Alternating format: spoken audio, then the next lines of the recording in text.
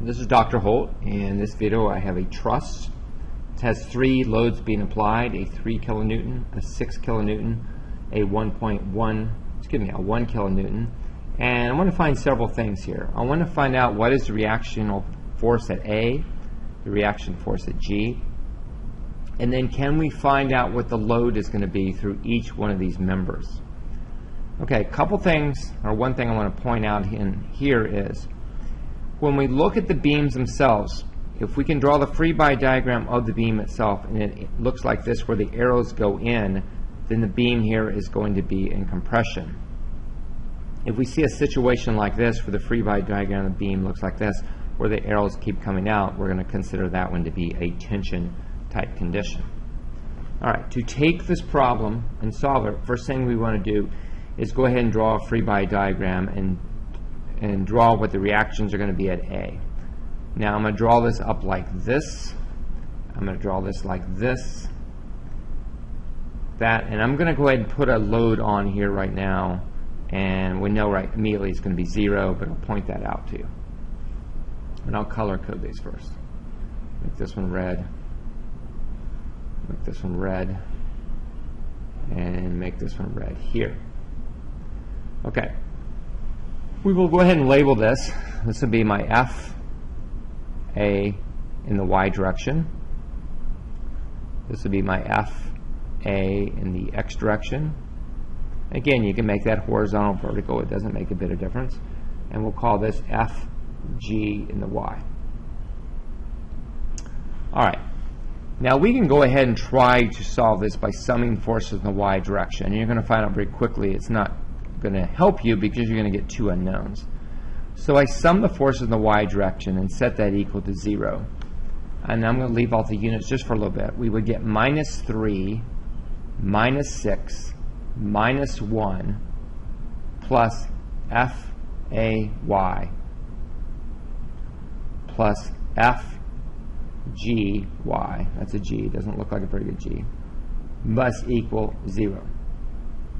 Again, right now I have 2 unknowns. I don't know this one, I don't know this, so it's not going to solve me. However, I can take a moment. Now I can take a moment at A and solve for FGY, or I can take a moment at G and solve for FAY. All right. Now before I do that, I'll prove to you if I sum the forces in the X direction and set that equal to 0, I have no other X forces but this one, so this right here, FAX, must equal 0. There's no other force. All right, so we do know that. All right, now let's do the moment. I'm going to do a moment right here, and I'm going to do it about G. Again, anything that goes clockwise is going to be negative, and anything that goes counterclockwise is going to be positive. And again, that's based upon the right-hand rule. Or you can set up a matrices and you can determine it that way. All right, so here we go.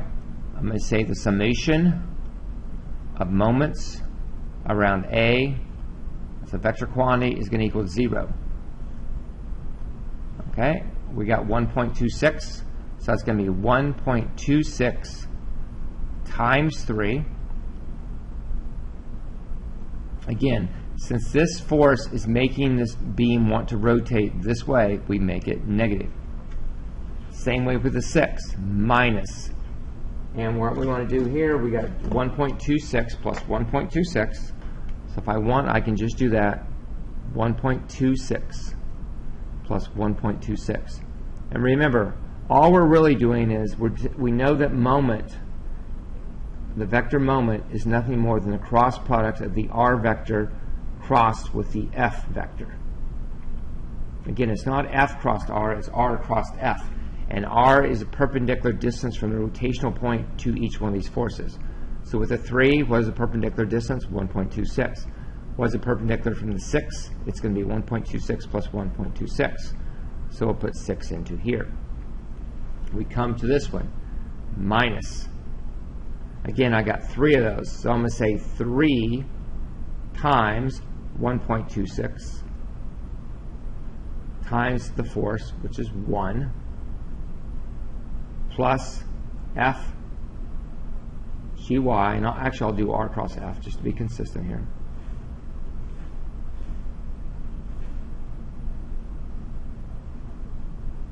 3 times 1.26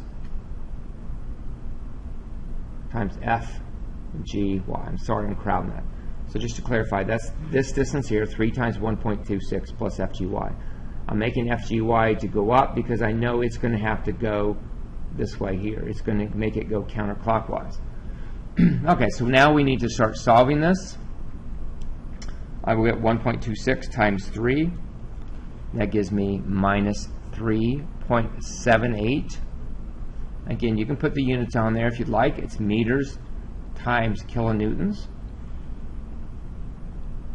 Minus, I got 1.26 times 2 times 6. And that's going to give me minus 15.12. Minus 3 times 1.26 times 1 is minus 3.78. Plus 3.78 times f g y. Should be consistent with those vectors. And again, we know that's equal to 0. So we're going to move everything over except for this. Can we not say that f g y is going to equal to the sum of these, 3.78 plus 3.78 plus 15.12. That gives me 22.71. Again, it's going to be positive, can move to the other side, and then we're going to divide it by 3.78. And that gives me a value of approximately 6 newtons going up. Okay, so now we know what FGY would be. Again, all we have to do now is take him and put him right back into this equation right here and solve for FAY. We'll move everything else to the other side. FAY is going to equal to, we'll move this to the other side, minus 6 plus 3 minus 6. Sorry, be careful. Minus 6 plus 3 plus 6 plus 1. So moving all this, which is 10, to the other side, and that's my 10, and I'm moving the 6 over, and that gives me a minus. So again, that's 10 minus 6, and that's going to give me 4. And make sure it's kilonewtons, sorry. I should be more careful with my units. I get 4 kilonewtons there.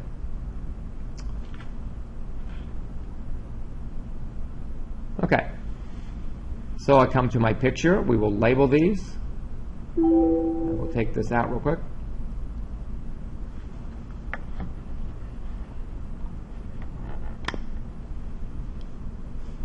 And I will make this to be 4.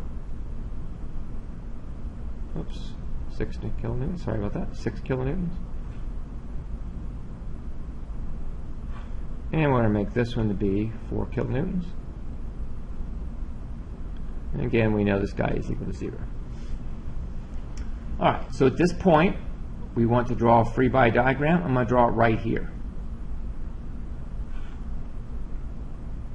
And I'll come up here, I'm going to snap a picture and then bring it into the picture. Hopefully it's going to help you.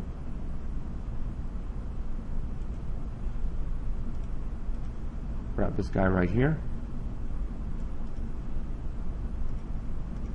Come down to the picture.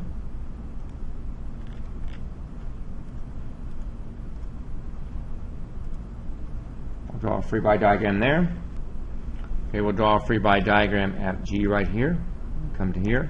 We had 6 kilonewtons pushing back up here. So I'll label this as 6 kilonewtons here. We go back to our picture. We have Fg pushing down.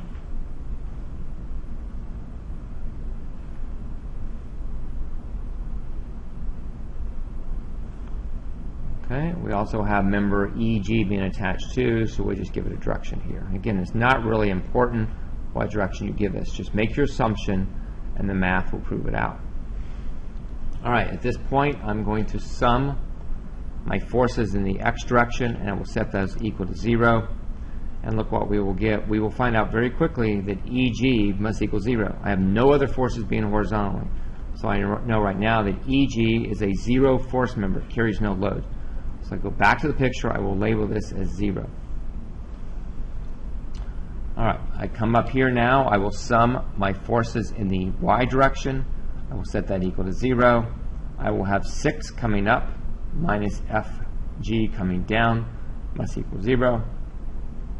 So obviously Fg must equal to 6 kilonewtons here. And in this picture, I'm going down this way here. Now, when you draw your free body diagram of the Fg, you're going to reverse that direction. So if I draw Fg, since it's going down here, I reverse it into the beam itself. It goes back up like this. It goes back up like this from the other end. Again, this is member Fg. This is equal to 6 kilonewtons here. This is equal to 6 kilonewtons here. Now, as I stated in the previous picture, if it's like this, it's in compression. So I go back to this, and I can label this guy as compression. So what I like to do along here is I like to go through and then indicate what each one of these is going to be. Come over here, I say this is 6 kilonewtons, and it's going to be a compression beam like that. All right, now I will jump up to this joint here and again draw my free body diagram. So I'll grab a picture of that if I can real quick.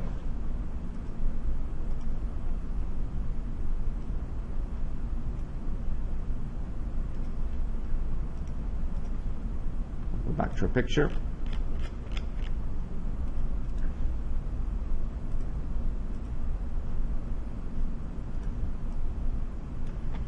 Okay, and we know from the picture this was a 1 kilonewton load.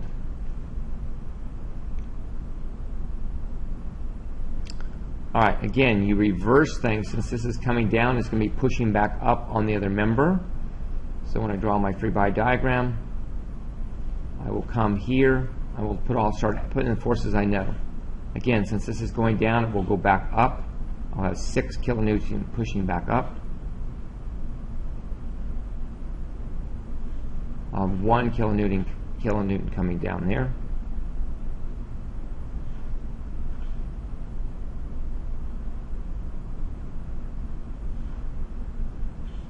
Go back to my picture. What else do I have? I have FD going to the left.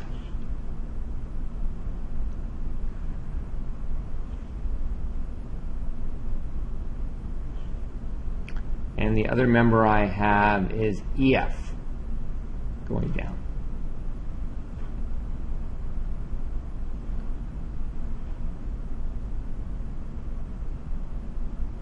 Okay, now you can use logic here if you'd like. Again, if you get these going the wrong direction, the math will correct you. If you think about this logically, you have 6 going down, up, and you got 1 coming down. So this is the y component of this has to balance out. So I do have this one going the right direction. That probably means, just from logic, that I probably have FD going the wrong way, because I'm going to have something to cancel out this horizontal going to the left, so I'm going to let FD move over here. Again, it makes no difference whatsoever. Just pick a direction and stay with it. And again, the math will prove to you what's correct. Now, I need an angle here for EF. It doesn't matter which one. I'll grab this angle right here. Now, we know, we'll call this theta here. This angle is going to be 1.26 divided by 1.2 inverse tan would give you this angle here, opposite divided by adjacent. So let me do that real quick. I'll make sure. Okay, I'm set for degrees. I will take 1.26. I will divide 1.2. I will hit second tan, second answer, and that's going to give me an angle of 46.397. So I'll go ahead and put that in this free body diagram. It's 46.397 degrees. All right, that's all the loads that are being applied at that joint. Again, just summation of forces in the x and y. So I will sum my forces in the x direction. Now we'll do y first. It makes no difference. But if I do y, I can figure out what EF is very quickly. When I do that, again, the has to equal 0. I have 6 kilonewtons coming up here, minus 1 kilonewton coming down here, minus EF times the cosine of 46.397 degrees must equal 0.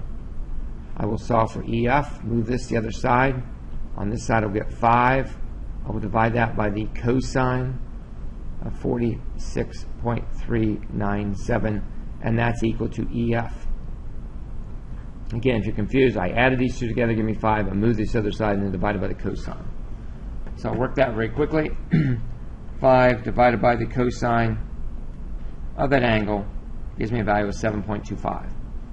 So EF is 7.25 kilonewtons. We'll circle that. Excuse me. Now let's talk about logic here. Since it's going this way here, when I draw the beam, let's draw just a rough sketch of the beam. We'll curve it down, move it into place. We rotate it up, just kind of represent it, kind of what it is. Since it's going down this way here, we reverse it, and it's going to be going back this way here and back this way here. That beam, that's not a very good picture. Let me make that arrow a little bit better. Like that. Again, that is going to be 7.25 kilonewtons, and that baby is going to be in tension because the arrows are going back that way.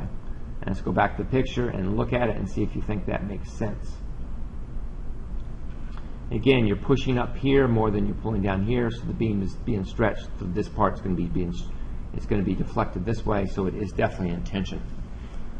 All right, slowly working through this. Now all I have to do is sum my forces in the x direction. I set that equal to 0, and when I do that, I will use this value here. I will say minus 7.25 kilonewtons times the sine of 46.397 plus FD must equal 0. FD, we'll solve for that, and we'll take 7.25 divided by the sine of my angle, and that gives me a value of 10.01. 10.0, I'll say 12 roughly, kilonewtons. Circle that one. Again, we do a quick sketch of the beam here. Since the arrow is going back that way, we draw it the opposite. So again, I draw a rough sketch of the member itself. We'll draw this force going back this way because it's opposite in the direction is here, so we know right now that beam is in compression. So we'll write that as 10.012 kilonewtons in compression. And what I mean by, if you make a mistake, what would have happened then, you would have gotten a negative right here, and that would have been if you get a negative, it means you put the arrow in the wrong direction. You just reverse it. All right, so we'll start labeling some of these. We got 7.25 here.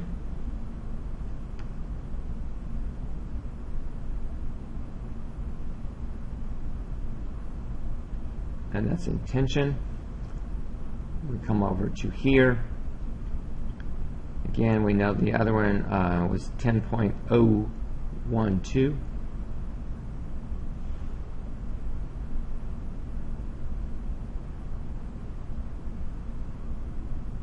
It's kilonewtons.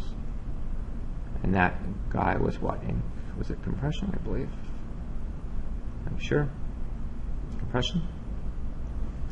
Now notice here, you can start moving ahead. If this is 10.12, this member here must also be 10.012 kilonewtons. And it also must be in compression, because if this one is going to be pulling one way, then this one has to be the opposite, and it has to have the same load. You have no other member that can carry a horizontal load here. Now also, note here, if I draw a free body diagram, then this guy here has got to be 6 kilonewtons there. And since if I drew the free body diagram, it would be going up. It has to be going down when I draw this one, so this guy is going to be in compression here. So we're doing pretty good so far. All right. Let's work our way down to this joint right here. Again, I'll take a quick snap of that.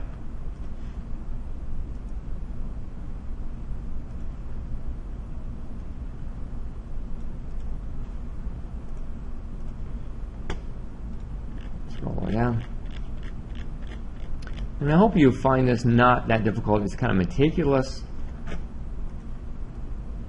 but I would not say by any means it's difficult. So we will draw E right now, free body diagram of E. We draw a single point. Again, we know this guy here is 0. We will exclude it. We will pick a direction that we want this member here to go. I'll pick that direction here.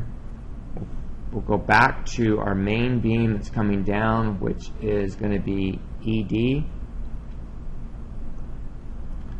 And let's see here, did we do ED? Oh, we did ED, yeah. 6 kilonewtons compression, so this arrow will be going down. It's going to be pushing down 6 kilonewtons.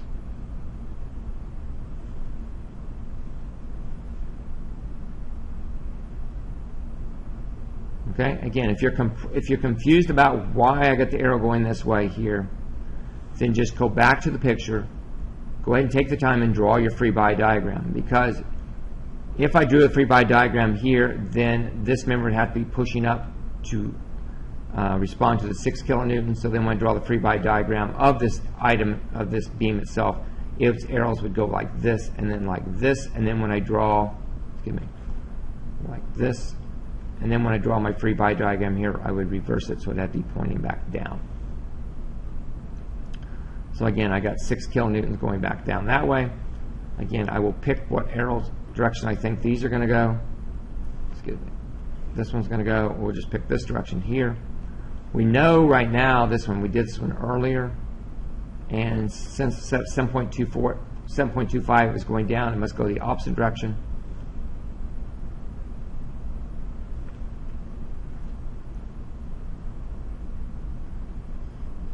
Oops. I think that's 7.25.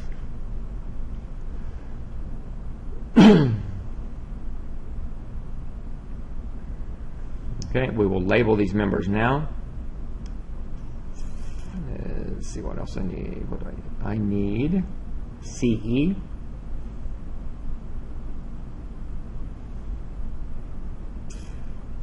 And I need BE. Okay, and we're also going to need this angle right here. Now, when we did the angle before, since the vertical was 46.397, you could take 90 minus that if you prefer, or if you want to, you could take the inverse tangent of 1.2 divided by 1.26 this time to get this angle here. It's going to give you the same value. When I do that, let me run this through the calculator real quick. I'll tell you what I get. I'm going to get 1.2 divided by 1.26 is 43.60. So this angle here would be 43.60. And again, you notice if you add 43.60 to this, you approximately get the 9 degree. All right, so now we're ready to solve this problem. We will sum our forces in the y direction first. We will set that equal to 0. I will get BE times the sine of 43.60 minus my 6 kilonewtons here coming down here. Again, this angle here has to be the same thing at 43.6 plus 7.25 times the sine of 43.60 is equal to 0. Again, I have no other loads. Just go back and let's double check our picture. I have no other loads being applied right here. I got this member, and this member, and then this one's 0, and this can only carry horizontal. So I got the 3 forces. I will solve that right now, and then BE is going to equal to, we'll move everything to the other side, that's going to give you minus 7.25 times the sine of 43.60 plus 6, all divided by the sine of 43.60. So we'll run that real quick. Minus 7.25 times the sine of that angle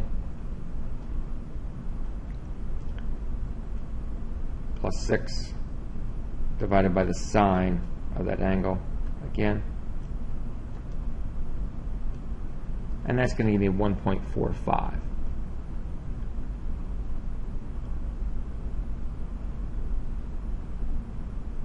1.45 kilonewtons.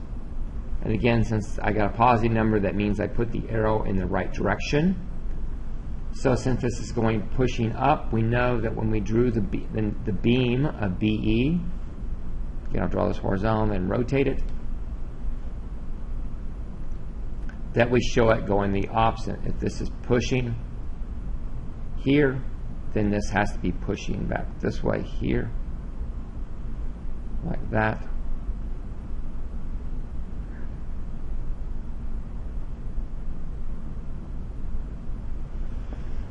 All right, so we know right now that that member is in tension. So this is BE, 1.45 kilonewton, and it's going to be in tension. All right, now we sum forces in the x direction. We set that equal to 0, and we should be able to get this whole problem now. So we'll have negative CE going to the left, minus 1.45 times the cosine of 43.60 plus 7.25 times the cosine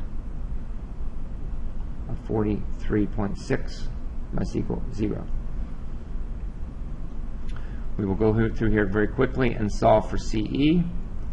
So I'll have 7.25 times the cosine of that angle,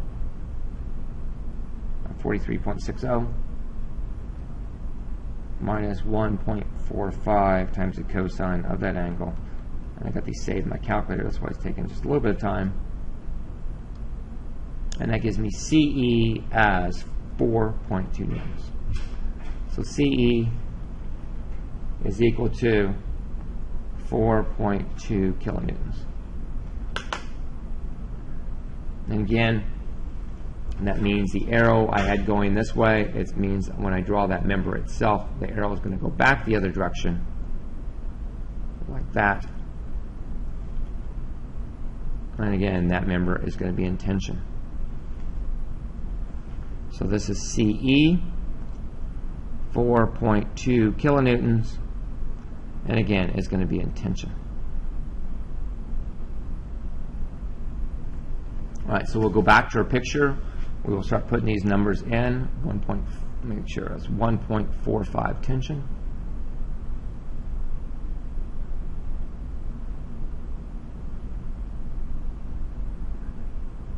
That's tension there.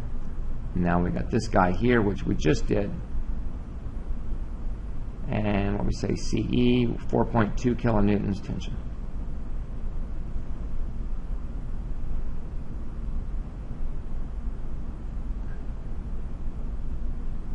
Tension. Now we can look at this beam immediately and we can tell right now. I know you want to say it carries load because of this, but look down there. If you draw a free body diagram there, this cannot carry a load. There's no vertical force being applied here.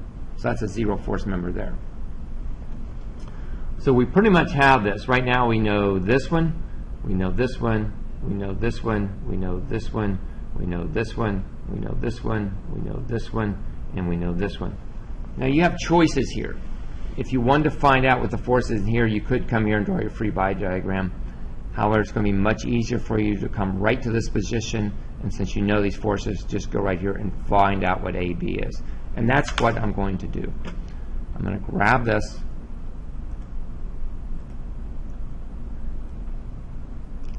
grab that one,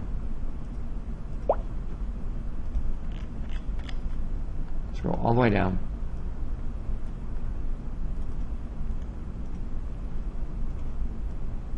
we'll draw my, again, free body diagram. We know, again, this one carries zero force. This support cannot force any force into that. So we come back, we draw this, we go back to our picture. Again, we know, let me see, what do we know? We know this one here. We need to figure out what this guy is. So come back to this. And this is a good way to check. When I do this, I better get 4.2, or I know I've made some math mistake somewhere along the way. Or 4.2 within rounding. Okay? Again, we draw our picture. We have 4 kilonewtons coming up.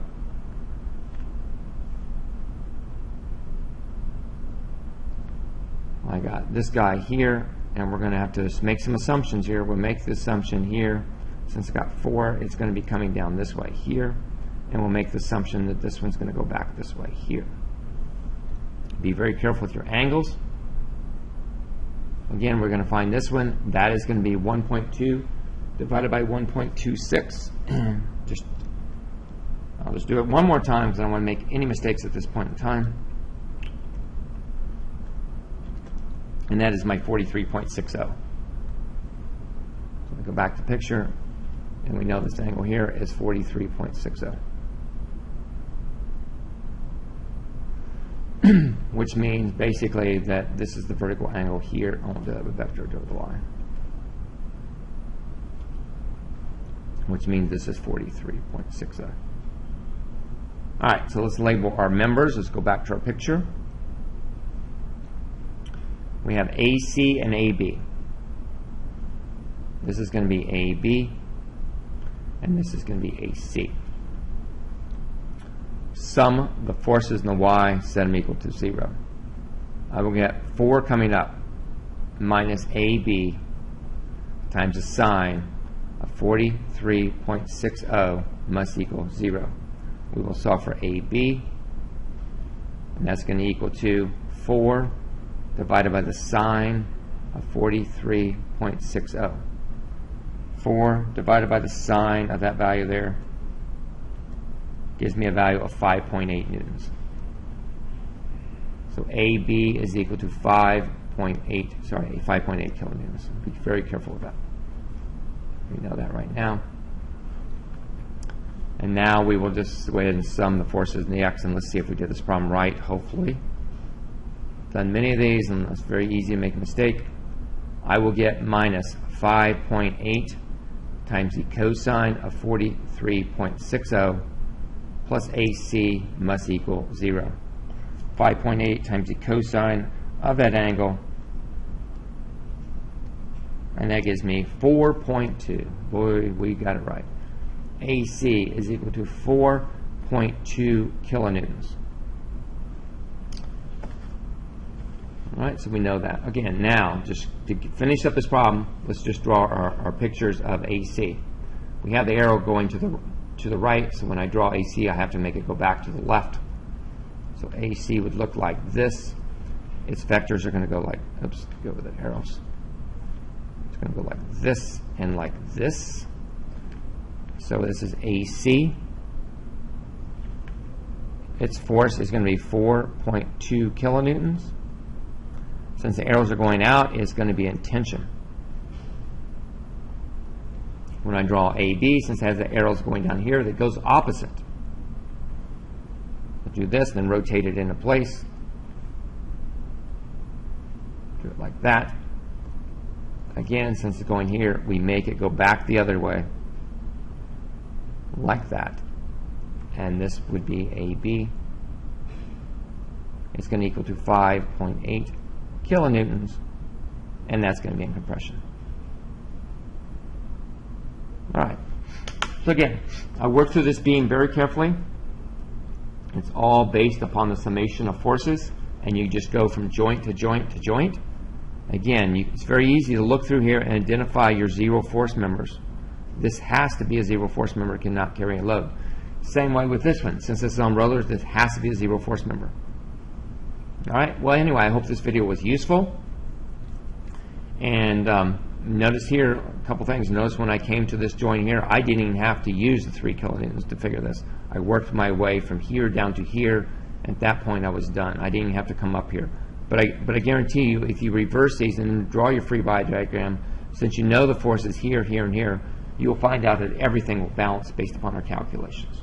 Anyway, I wish you guys the best of luck with these problems.